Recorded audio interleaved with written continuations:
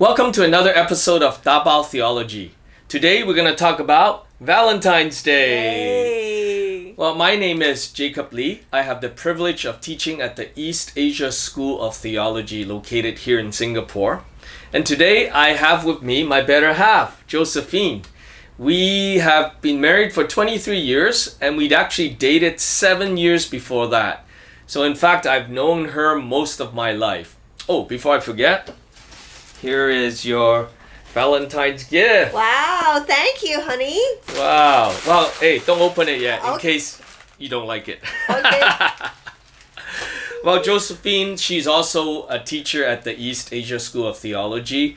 And to be honest, I'm very proud of her because of her passion to help couples strengthen their marriage. And not only that, she's very passionate about equipping sisters through creative means, using things like craft, fashion, even makeup.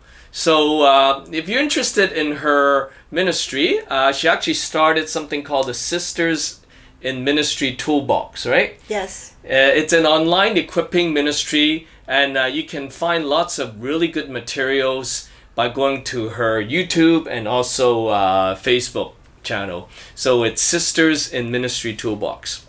Okay, so today we're going to talk about Valentine's Day.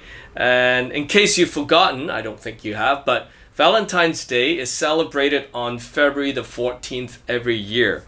Now, in preparing for today's podcast, I went ahead and did a bit of research. In my research, I was surprised to learn that every year, about 1 billion, that's with a B, 1 billion Valentine cards are sold every year. So this is only second to the number of Christmas cards sold every year. So clearly Valentine's Day is something that many people celebrate all over the world. But what I also find interesting is that although many lovebirds, they celebrate Valentine's Day, but very few people actually know what Valentine's Day is all about. Now, if you go around the room and ask a bunch of people, who is Valentine's Day named after? Well, they'll probably say St. Valentine's, right? And that's correct. But then if you go ahead and ask which St. Valentine, and can you tell me more about their stories? I think most people would not be able to give you much more information.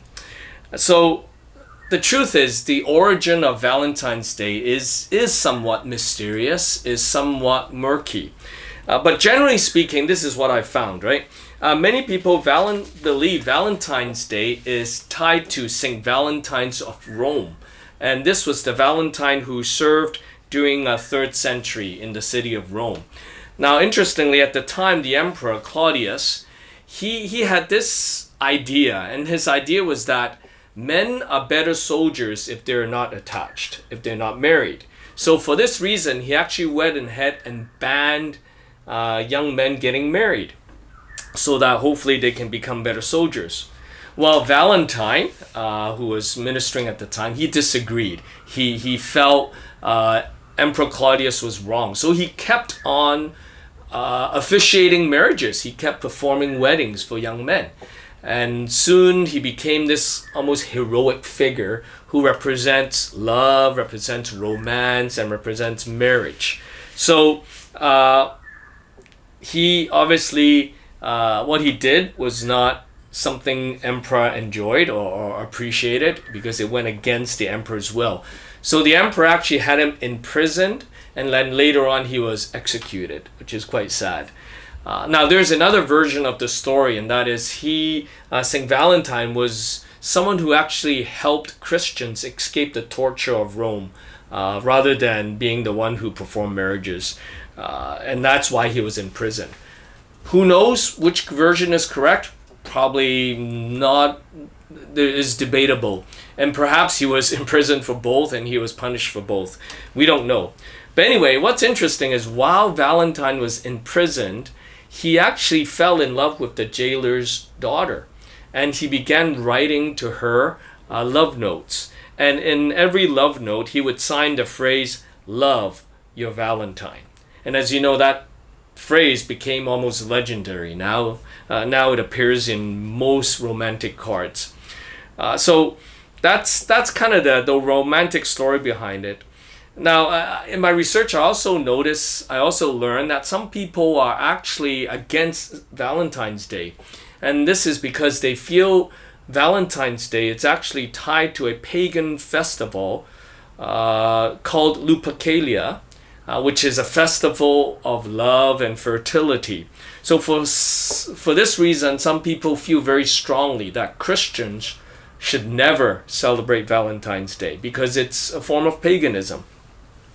Now, personally, I'm not really convinced that there is this relationship between this pagan festival and Valentine's Day. So for that reason, I really don't think there's any biblical or theological reasons for us to avoid Valentine's. But I will say one potential problem with Valentine's Day is that sometimes it causes people to think that is the only day you show love and affection and appreciation for your spouse.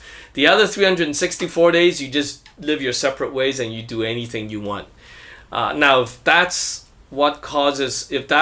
something that happens to people's mindset when they celebrate Valentine's Day, that, oh, this is the only day I have to do it, then obviously there's something wrong with that. Now, I have to say, we've been married for 23 years, and I must confess, in order for us to experience the fullness of relationship, the fullness of marriage, we really need to take time to be intentional, to take regular time to build our marriage, to strengthen our relationship. So I think in that regard, I would say we should not only celebrate Valentine's Day on February the 14th, we actually should celebrate Valentine's Day each and every day of the year. So we have 365 days of Valentine's. Wouldn't that be nice? Amen to that.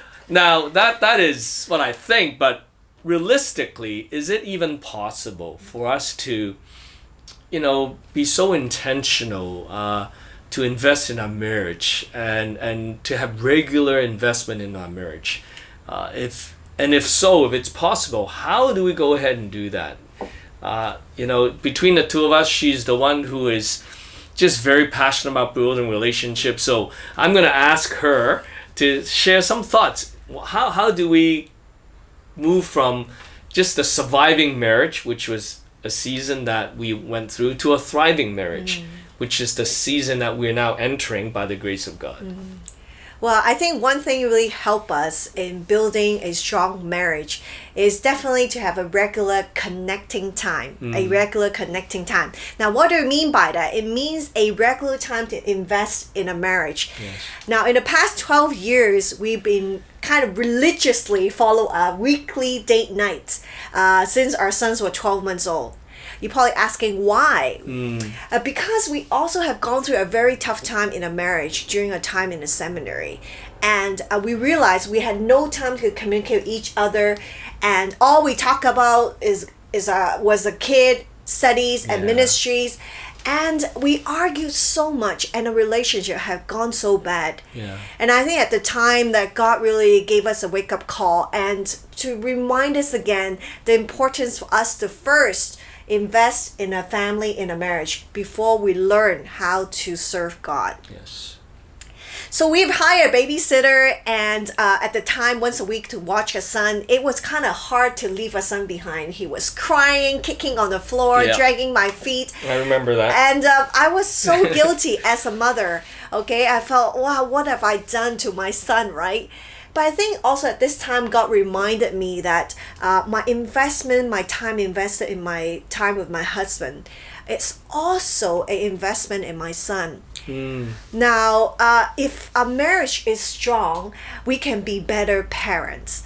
As moms, we must learn to let go sometime and invest in a marriage and make a husband the first priority, not our children. Yay! Yeah, and I think this is very against our Asian culture, especially because when we watch parents, all they have invested is in us, in the children. And yet I find it so sad to see so many couples from the older generations. They just exist together. Their relationship may not be, it's just surviving, not thriving. And honestly, our kids grow away from us. And our relationship with the husband is the only one that is long lasting. Yes. So actually, this is my goal in my life, to make my husband my best friend. I'm actually want to be his best friend, and I just love how Dr. Harley's book, His Needs and Her Needs, that he talks about some of the major needs that men and women needs. And I would love to quickly tell you some of the needs that is listed in his book. For men especially, sexual fulfillment is number one, and recreational companionship, physical attractiveness, and domestic support and admirations are the top 5 things that men needs in a marriage. And for women, no surprise, affections, the husband showing affections to her, intimate conversations, honesty and openness, and financial support and family commitment are her top needs within a marriage. Yeah, I can totally relate to that. I mean, here's a tip for the guys out there, right? Showing affection, we often think about, how do we do that? Well, a tip is just go get some flowers. It's amazing how much joy some flowers can bring. It's a sign of showing affection. And also, to make your wife day, to give her a great day, just take time and take your kids out, give her some time that she can spend alone, maybe go take a massage or whatever, right? Just being responsible, taking over some of the chores that we oftentimes leave to our wife. I think though I really can see what the author is talking about in our own relationship as well. So we would love to share with you a few suggestions for your connecting time. One of them definitely is to have a regular date night. I think that has changed and transform a marriage till this day. And put your phones away. It could be once a week, could be once a month, to find a babysitter, someone you can trust to look after your kids. And think about, what did you enjoy doing with your spouse when you first dated each other. So maybe go find a place to explore. It could be a new restaurant, exercise together, watch a movie, hiking, anything you did when you first dated each other.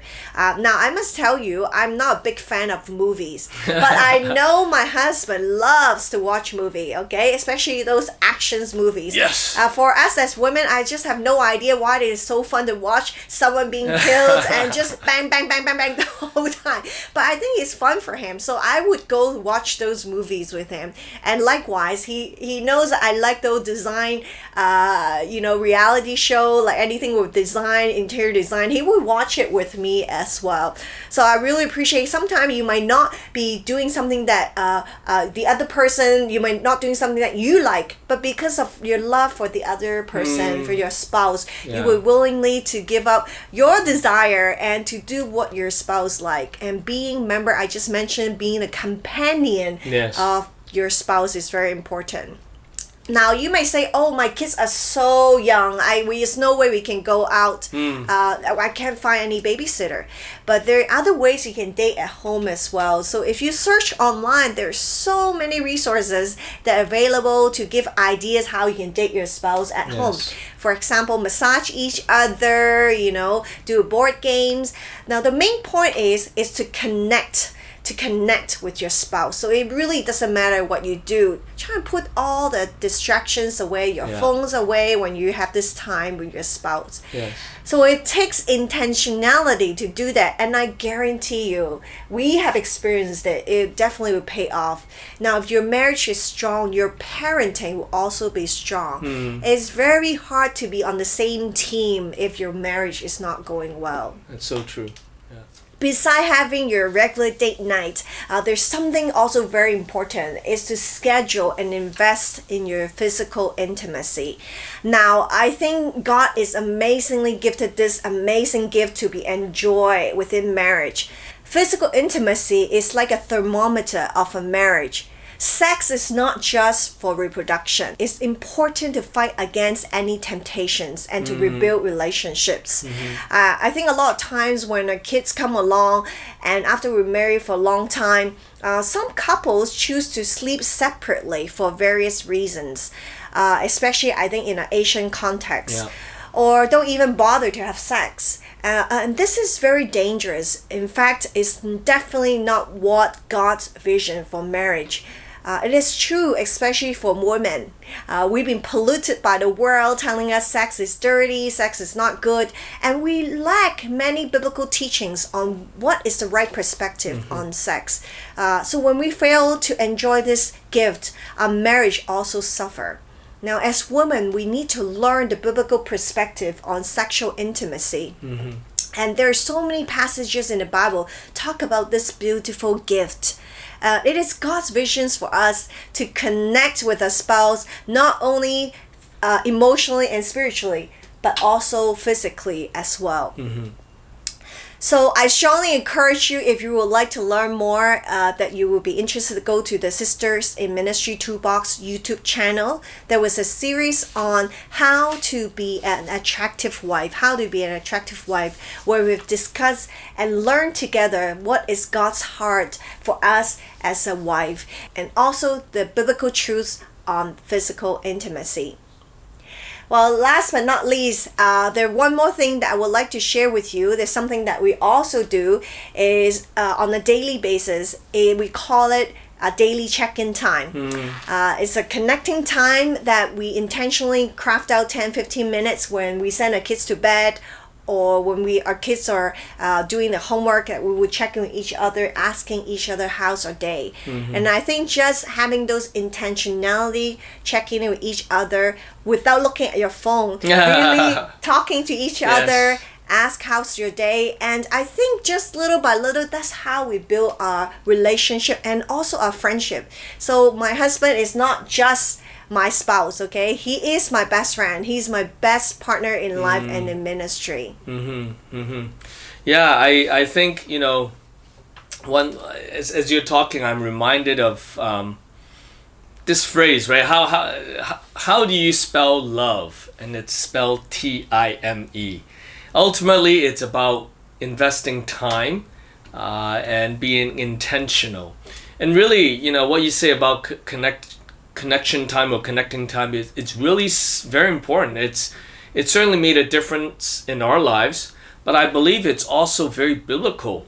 You know, it's only through connecting that we can truly obey the commands of the Bible. And for instance, in 1 Peter chapter 3 verse 7, here clearly Peter tells us that we are to live with our wife, or I guess spouse, it's also applicable there as well, in an understanding way. Some translation would say living according to knowledge. What does that mean? It means you have to try to become an expert of your spouse.